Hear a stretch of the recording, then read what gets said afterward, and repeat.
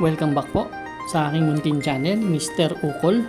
Nandito na naman po ang inyong lingkod para magbigay ng tips at giya. Para naman po sa araw ng Miyerkules, July 16, 2025. Medyo karamihan sa atin sumahod na.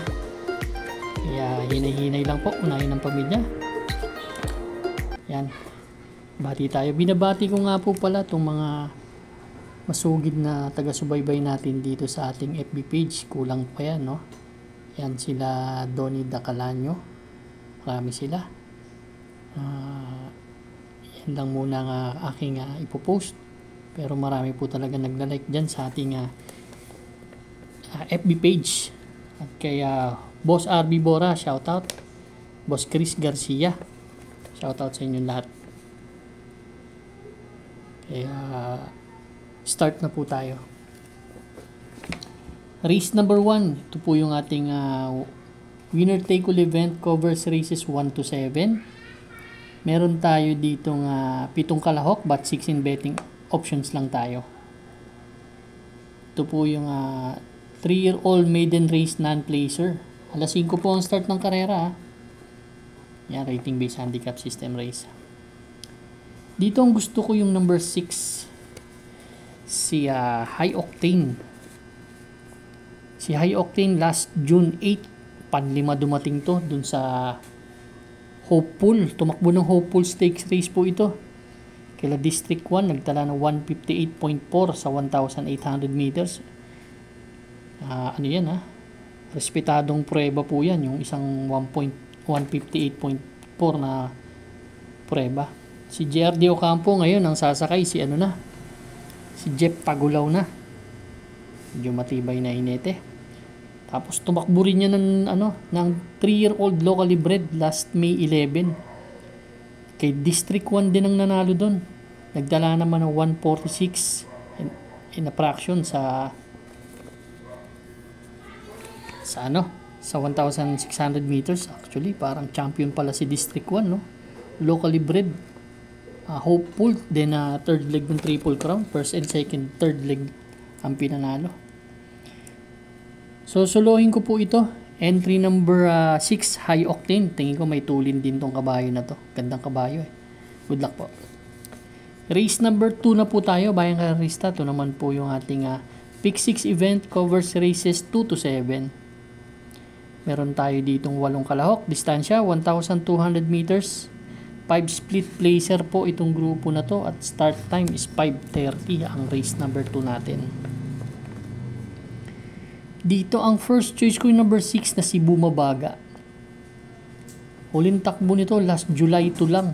Tercero dumating to kala Lady of Peace Sunshine June. 115.4 same rider ang sasakay. Actually hindi lang maganda ang niyan Ang post position numero 1 kasi yan then nung lumarga medyo hindi pa maganda si Nalida pero dumating ng terserong dikit yan si Bumabaga ngayon ang ganda ng post position, same rider ang sasakay, kaya yan ang aking first choice. Ang second choice ko po number 5 na si Barik na naman may magandang takbo to last June 20 sa 1,200 meters. Nagtala ito ng 114.8 sa 1,200 meters nung nung tumersero to kila Bright Mind. Yan. From CL at Bincula to Jeffrey Bakaykay na. Yan ang aking second choice. Third choice ko yung number 1 na si Bian Smart. Actually si Bian Smart dating 6 to 10 ang pinanggalingan ito. Ang last run nito last July 11 lang dun kila Heritage. Tercero lang dumating to. 117 na fraction pero may 116 yan 1,200 meters. Pwede kasing mauna nasa tabing balya siya kaya tingin ko kung mauna malaking chance rin manalo. Race number 2 ang first choice number 6 Bumabaga. Second choice po number 5 Barik na. Third choice number 1 Bian Smart. Good luck po.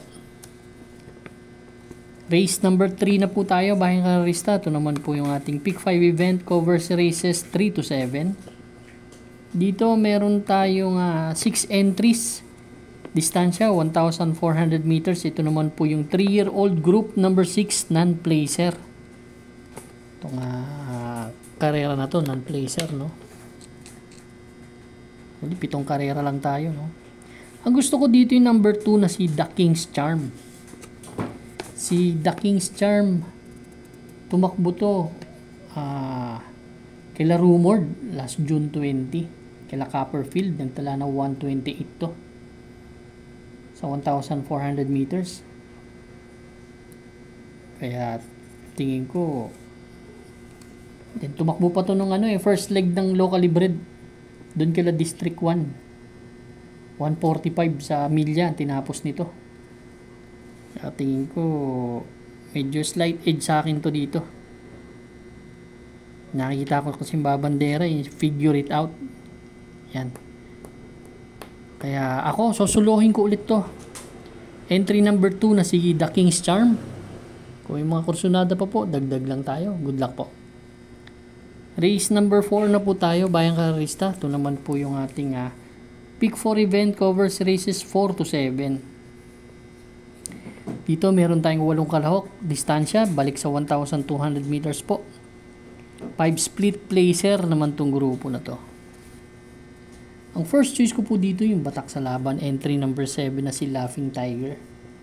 Ito katatakbo lang last July 6. Kaila Barayong tutumakbo, kaila G-Scolt nagtala ng 130. Actually 3 beses na 1.30 ginawa nito sa 1,400 meters Kaya batak na batak sa laban to, may tulin at regular rider pa yung sasakay. Kaya yan ang aking first choice. Ang second choice ko po yung number 4 na si Dynamic Dyna. Ito naman si Dynamic Dyna last July 4 lang. Segundo to kay Gis City, nagtala ng 1.16. Actually, dalawang 1.16 kasi last June 27, tersero dumating niya kaya Taipan 1 Rapid Point, 1.16 din ang tinala. Kaya consistent sa 1.16 to, kaya malaking chance ang manalo. Yan ang aking second choice. Siguro kukuha ko na isang dihado, yung matagal na bakasyon, tong si Lynch Pride. Huling takbo nito last January 24, pero may magandang trangko to dun kila extraordinary. Medyo maganda tinakbo, pero may 116.2 rin naman yan sa 1,200 meters, pero matagal na, last year pa. May tulin, may remati ang kabayo na yan. Race number 4, ang first choice number 7, Laughing Tiger. Second choice po number 7, Laughing Tiger ang first choice Second choice number 4, Dynamic Dyna. Third choice po number 1, Lynch Pride. Good luck po. Race number 5 na po tayo, last extra double and last daily double plus 1 tong karera na to. Dito meron tayong 6 na kalahok. Distansya po 1,200 meters, 22 to 27 split. At ang start time is alas 7. Ito para sa akin, ito po yung anybody's race. Halos lahat to may panalo tong kabayo na tong tatakbo dito. Ang first choice ko po number 6 na si Mabel. Ang ano ko kasi dito, ang senaryo ko kasi nakikita kong nasa harapan si Doña Patsy at si Stefani. Etong dalawang to kailangan mauna Yun ang diskarte kasi ng dalawa na to, baka maglutsahan. Pareho sila ng ere, 23 media, 22 media yung dalawang kwartos nila Kaya napili kong first choice yung Mabel kasi siya yung nakasulod lang. Ganda rin ang post position. Yan ang aking first choice, si Mabel. Last June 29, segundo yung kay Glenna muna, 125. Dun sa 22 to 27, kaya yan din grupong tinatakbuhan yan. Second choice ko number 2, bago maba ito, galing sa 28 to 33 speed. Huling takbo nito, huling panalo nito last May 30. Kaya Central Luzon, Adidaha. Medyo magaling din ang tinalo. 113.2 ang prueba. Third choice ko na rin yung number 5 na si Stefani, kasi ito si Stefani actually mataas talaga rin ng grupo. Galing to sa panalo last July 2. 16 ang tinalo, medyo impressive ang prueba nito, 112.2 po. Kung hindi papatulan ni Doña Pachi, malaki ang chance ang manalo.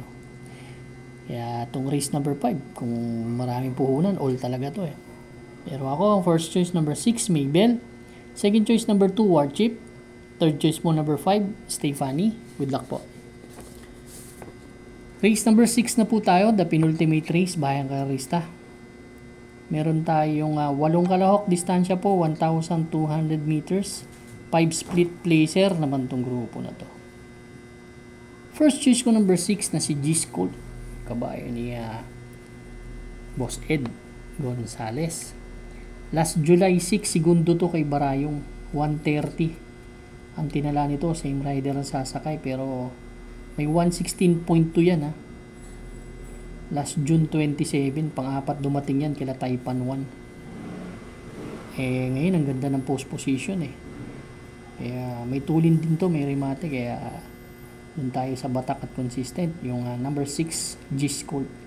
Second choice ko number 8 na si Malbatan Island. Ito kaya nagustuhan ko to. Bagong baba, galing sa 6 to 10. Last June 27, tercero to dumating kila Ligiron High Quality. Nagtala ng 117 sa 1,200 meters, pero ang ganda ng post position ngayon. May mga kursunada pa po, dagdag lang, pero ako ang first choice number 6, Gis Colt. Second choice number 8, Malbatan Island. Good luck po. Race number 7 na po tayo, last and final race for Wednesday night racing sa Metro Turf. Paratingan po ng ating mga exotics, winner take all, pick 6, pick 5, pick 4, last extra double and last daily double plus 1. Dito meron tayong 8 kalahok, distansya 1,200 meters, 6 to 10 split po itong grupo na to. Ang first choice ko po number 3 na si Marengo. Si Marengo bagong baba, last July 2. Taas ng tinakbuhan kila Red Soul Tugatog. Pang-anim dumating, 114.8 dun sa 11 to 15 split. Kaya kung sila Tugatog yun at ito lang ang kalaban, may chance talagang manalo. Yan ang aking first choice. Ang second choice ko yung number 4 na si Natural Beauty. Si Natural Beauty naman, actually, galing din sa mataas na grupo.